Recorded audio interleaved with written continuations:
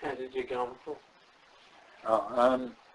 Well, first thing I saw was a pendulum on a clock, and then they took it off, and of course the remaining short section just rattled away at totally the wrong rate. So I was thinking, what's all this about? And then I saw a balance wheel in a watch working perfectly, and it was to do with the heart of a person being like the balance wheel. Is the most sensitive part, and without that working perfectly in tune, then the whole mechanism goes out of kilter. For example, under stress, it would make the balance wheel go faster and make the whole thing run too fast. And the opposite, it would go slow if the person lost interest in life, would eventually stop. And it was saying that the heart is the central point. Many things can stop a watch, like absence of oil or grit or water, but the thing that will stop it the most easily and bring it to a total stop is the balance wheel. And it was comparing that to, it says the heart, or you can think of it as the spirit of the soul, the emotional spirit of the soul, is that delicate mechanism that's affected by relationships and other people. And that's the thing that will wreak havoc within the mechanism if there's something amiss there. The next one was, I was seeing, when I first started work, we had this ancient telephone switchboard which had these eyeballs in it.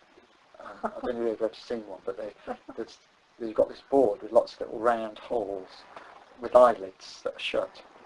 And when somebody calls you up, the lid flicks open, and there's this like eyeball light behind it.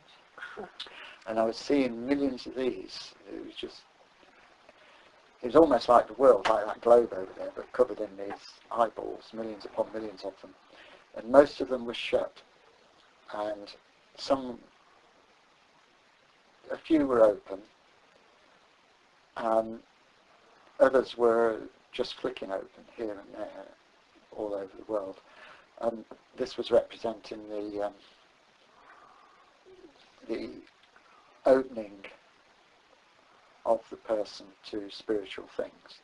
And I thought it was interesting because I thought it would be gradual, because you tend to think that you gradually learn things, which is true. But the actual time, as I said, well, what's this sudden flash, this sudden eyelid opening? And it was the instant in time when that person opens himself to non-denial of such things. So it doesn't matter even if they've just got the faint glimmer of, and start thinking, well, there could be something. That's the instant that the eyelid, yes, because everything flows onwards from that. Then I had this roundabout, and I've had this one before, where the people on the roundabout, like a carousel, are going round and round because they're making the same mistakes over and over again.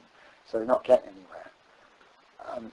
And the only way to go forwards is to jump off the roundabout, change your course. But this time it all showed people in the middle who weren't actually, they were just static. They weren't moving anywhere. And these were people who never do anything. They're in the same, different boat, but effectively the same fleet. They're not getting anywhere. In other words, to do nothing is fatal. The last one was lightning. I was seeing all these flashes of lightning, and it was saying they were random across the earth, as it tends to be. And what the lightning was the higher realms connecting to us, or trying to. So they're trying all these different flashes all over the place. So it's like when somebody who doesn't know anything about, like a child maybe, who is slightly psychic but doesn't know it, and they suddenly see something.